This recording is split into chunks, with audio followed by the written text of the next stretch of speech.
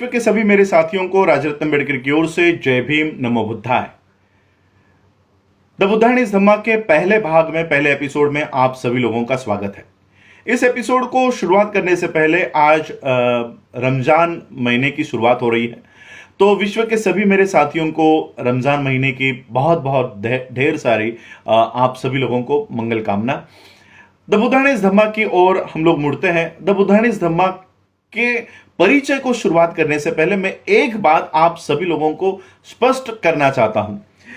The बुद्धायन is Dhamma doctor बाबा साहब अम्बेडकर जी ने जो ग्रंथ लिखा, इस ग्रंथ को लिखने के लिए बाबा साहब अम्बेडकर जी ने 5.5 साल बाबा साहब अम्बेडकर जी ने इस ग्रंथ को निर्माण करने के लिए लगाया। बाबा साहब अम्बेडकर जी ने पाली के त्रिपिटक को बाबा साहब अम्बेडकर जी ने गहरा अध्ययन इस त्रिपिटक का किया।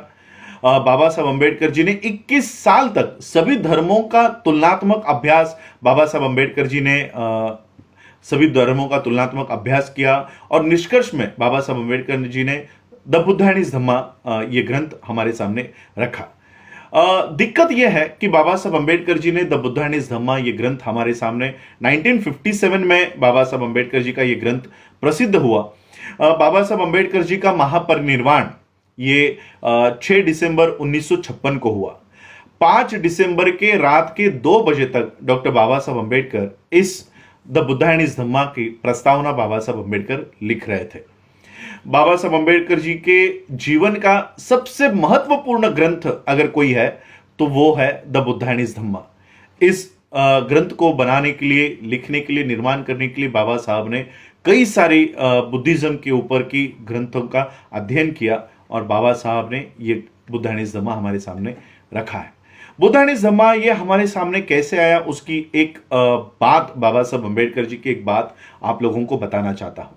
जब बाबा साहब अम्बेडकर बुद्ध के चरित्र के ऊपर लिखने के लिए बैठे, तब बाबा साहब अम्बेडकर जी ने त्रिपिटक, ये जो बुद्ध की ग्रंथ है, निकाय है, ये पढ़ना शुरू किया।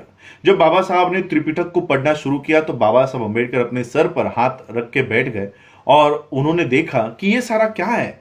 ये सब ब्राह्मणवाद ये सारा त्रिपिटक में घुसा दिया है, अवतारवाद घुसा दिया है। बुद्ध एक जगह से प्रकट निकलते हैं, दूसरी जगह पे प्रकट होते हैं, अपने मरे हुए माँ को जाके पुनर्जन्म, उस जन्म में जाके दीक्षा देते हैं। ये सारा कर्मकांड जो त्रिपिटक में घुसा दिया था वो बाबा साहब ने पढ़ा। बाबा साहब सोचने लग गए कि बुद्ध ने जिस कर्मकांड के खिलाफ, जिस ब्राह्मणवाद के खिलाफ अपने पूरे जीवन का संघर्ष किया, उसी कर्मकांड को बुद्ध के जीवन में घुसा दिया गया है। बाबा साहब ने बुद्धायन इज धम्मा लिखने में एक निष्कर्ष लगाया, एक निकष लगाया कि जो बुद्धि के ऊपर, जो विज्ञान के ऊपर खरा उतरता है, केवल वही बुद्ध का है, और बाकी जो विज्ञान के ऊपर और बुद्धि को सुसंगत नहीं लगता वो सारा ब्राह्मणों का है। और बाबा साहब ने ये तर्क का फिल्टर, ये तर्क की छाननी बाबा साहब अम्बेडकर जी ने त्रिपिटक को लगाई और ये द बुद्धायन इज धम्मा हम लोगों को बाबा साहब अम्बेडकर जी ने हम लोगों को दिया। ये जेरोक्स है मेरे पास, क्योंकि ओरिजिनल, अब ये ओरिजिनल नहीं मिलती, ओरिजिनल मिलती है लेकिन इसकी जो कॉपीज है वो मिलती है, लेकिन ये द बुद्धायन इज धम्मा जब आज के जमाने में हमारे हाथ में आ जाता है तो वही धम्मा, द बुद्धायन इज धम्मा, भगवान बुद्ध और उनका धम्म हो जाता है। देखो ब्राह्मण किस तरह से काम कर रहा है। बाबा साहब ने कहीं पर भी बुद्ध का उल्लेख लॉर्ड बुद्धा नहीं किया, जिसका हिंदी या मराठी अनुवाद भगवान बुद्ध होता है। बाबा साहब ने बुद्ध का उल्लेख द बुद्धा किया हुआ है, वहीं पर हिंदी, मराठी और बाकी के जो अनुवाद है वो द बुद्धा का हिंदी अनुवाद भगवान बुद्ध हो जाता है, मराठी में भगवान बुद्ध हो जाता है। और इसलिए द बुद्धायन इज धम्मा के ऊपर बारकाई से एक एक करके आज से मैं आप लोगों के सामने ये एपिसोड्स लेकर आऊंगा। तो हम जानते हैं कि भगवान द बुद्ध एंड इज धम्मा और इस ग्रंथ के बारे में मैं आप लोगों को समझाना चाहूंगा। उससे पहले ये जो ग्रंथ मैं लेकर आया हूं, डॉक्टर बाबा साहब अम्बेडकर जी के जो सहकारी थे LR बाली जी, उनके लाइब्रेरी से मुझे ये प्राप्त हुई। उन्होंने मुझे ये जेरोक्स प्राप्त करा के दी। इसकी जेरोक्स हमने निकाली है हमारे चंद्रपुर के एडवोकेट बीटी शेंडे सर जी ने मुझे ये जेरोक्स मुझ तक लाकर दी है। ये पढ़ने के बाद कहीं पर भी मुझे बाबा साहब अंबेडकर बुद्ध का उल्लेख किसी भी पन्ने पर लॉर्ड बुद्धा नहीं करते, द बुद्धा करते हैं। और एक बात और एक मैं आप लोगों को इस original Buddha and his Dhamma के बारे में समझाना चाहूंगा। हर एक पन्ने पर, ये 2 पन्ने एक ही पन्ने के ऊपर मैंने ताकि इसकी जो लेंथ है वो कम हो, इसलिए मैंने 2 पन्ने एक पन्ने के ऊपर लिए हैं। हर एक पन्ने के ऊपर बाबा साहब अंबेडकर इस तरह का चिन्ह, ये इस तरह का चिन्ह जैसे एक शिक्षक अपने बच्चों को, अपने विद्यार्थियों को सिखा रहा है, उस तरह का, इस तरह का चिन्ह हर एक पन्ने के ऊपर बाबा साहब छापते हैं। और ये बुद्धा एंड हिज धम्मा आज मेरे पास तो सिर्फ एक प्रति है, लेकिन कुछ महीनों के बाद जैसे ये लॉकडाउन खत्म होता है, इसकी 1000 कॉपीज हम लोग फिर से छापेंगे और लोगों को ओरिजिनल स्वरूप में जो बाबा साहब ने बुद्धा एंड हिज धम्मा दिया है, ये फिर से लोगों के सामने लेकर आएंगे। इस तरह की जो किताबें हैं जो बुद्ध को भगवान बताने का काम करते हैं, इस तरह की जो किताबें हैं, ये हिंदी किताब है, ये मराठी किताब है और ये ओरिजिनल किताब है, मैं एट ए टाइम तीनों कॉपीज पढ़ रहा हूं ताकि ये पता कर सकूं कि मराठी और हिंदी में अनुवाद करते समय किन किन चीजों को बदला गया है, किस तरह से षड्यंत्र किया गया है। और काफी षड्यंत्र ये प्रकाशनों के माध्यम से हमारे सामने किया गया है। तो ये सारी बातों को थोड़ी देर साइड में रखते हुए मैं आप लोगों को बताना चाहूंगा कि बाबा साहब अंबेडकर जी ने द बुद्धा एंड हिज धम्मा का जो परिचय लिखा, बाबा साहब अंबेडकर जी अपनी आखिरी सांस तक, क्योंकि 5 दिसंबर 1956 की रात की जो नींद बाबा साहब अंबेडकर जी को लगी, वो हमेशा के लिए फिर बाबा साहब अंबेडकर जी की वो नींद से बाबा साहब कभी उठ नहीं पाए। वो आखिरी दिन बाबा साहब अंबेडकर जी का था और आखिरी दिन तक बाबा साहब अंबेडकर अपने परिवार की विल नहीं बना रहे थे। अपने परिवार को, अपनी संपत्ति किस किस को क्या क्या देना है, इसके ऊपर बाबा साहब अंबेडकर काम नहीं कर रहे थे। तो मेरा समाज, मेरे अनुयायी, मेरे बाद जिस व्यवस्था को, जिस एक नई व्यवस्था को मैंने मेरे समाज को दे दिया है, उस समाज के लोग किस तरह से बुद्ध का पालन करेंगे, बुद्ध धम्म का पालन करेंगे, उसके लिए बाबा साहब अंबेडकर ये बुद्धा एंड हिज धम्मा बाबा साहब अंबेडकर लिख रहे थे, बना रहे थे, ताकि मेरे बाद मेरा समाज एक अच्छे मार्ग पे चले। और वो मार्ग क्या है उसका पूरी एक एक एपिसोड्स में हम आपके सामने लेकर आएंगे। तो सबसे पहले शुरुआत करते हैं परिचय को लेकर। बाबा साहब अंबेडकर बुद्धा एंड हिज धम्मा का परिचय लिखते हैं और परिचय में बाबा साहब अंबेडकर लिखते हैं कि एक बहुत बड़ा वर्ग भारत के लोगों में, एक बहुत बड़े वर्ग के लोगों में यह भावना निर्माण हो रही है और बुद्ध के प्रति उनकी जो आस्था है, उनकी जो इंटरेस्ट है, यह बढ़ते जा रहा है। और उनकी एक मांग है कि बुद्ध का जीवन और बुद्ध की शिक्षाओं के ऊपर एक कथन करने वाली, एक उनकी जीवन को सामने लाने वाली, सुसंगत तरीके से सामने लाने वाली एक ग्रंथ हमारे पास होना चाहिए। बाबा साहब लिखते हैं कि किसी भी अबौद्ध को, जो बौद्ध नहीं है, उसको बुद्ध के जीवन के ऊपर और बुद्ध के शिक्षाओं के ऊपर लिख पाना यह बहुत कठिन काम है। निकायों में जो निकाय बुद्ध के हमारे सामने है, उसको अगर हम पढ़ते हैं तो बुद्ध का जीवन, बुद्ध की शिक्षाओं को सुसंगत तरीके से रख पाना यह बहुत कठिन काम है।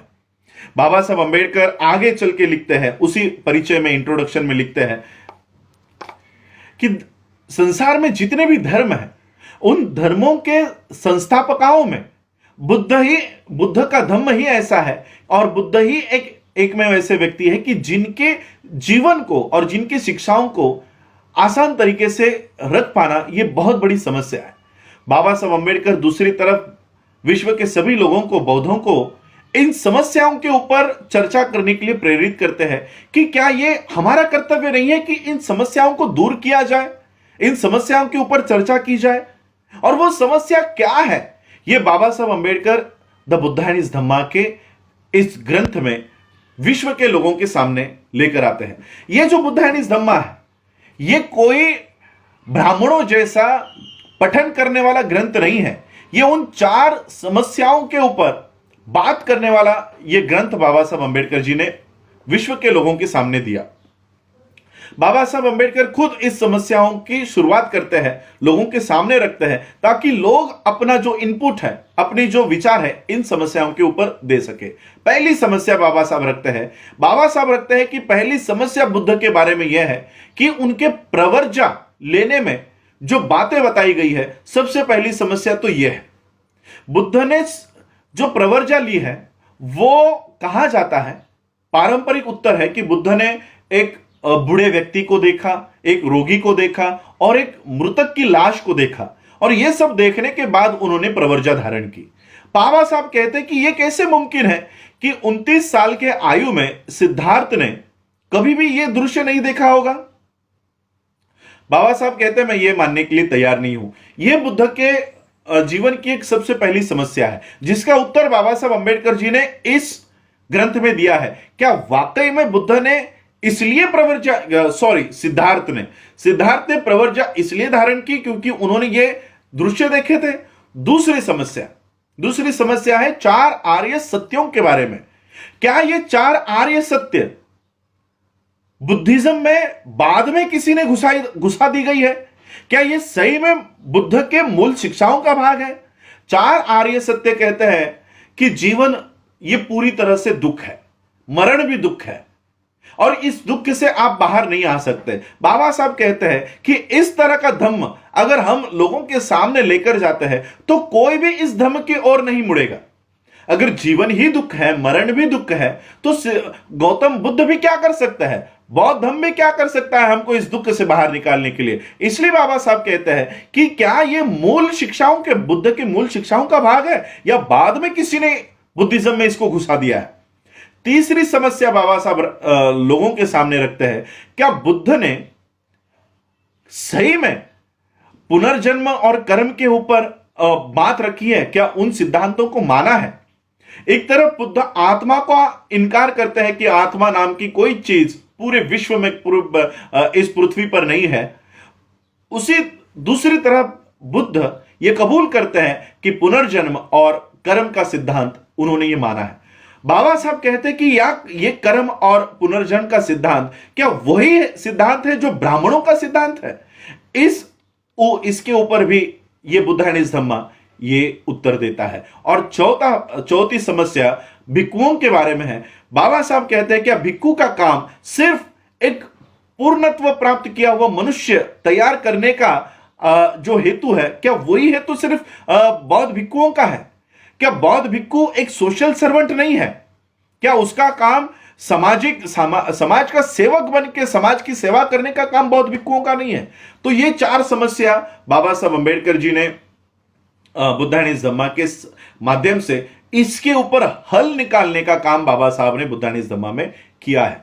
कल के एपिसोड से हम देखेंगे, पहली समस्या के ऊपर हम लोग ये बात करेंगे कि क्या वाकई में बुद्ध ने ये सारे प्रसंग, एक रोगी, एक मृतक और एक लाश को देखा, इसलिए सिद्धार्थ ने प्रवर्जा धारण की और वो बुद्धत्व का निर्माण उन्होंने किया, प्राप्त किया।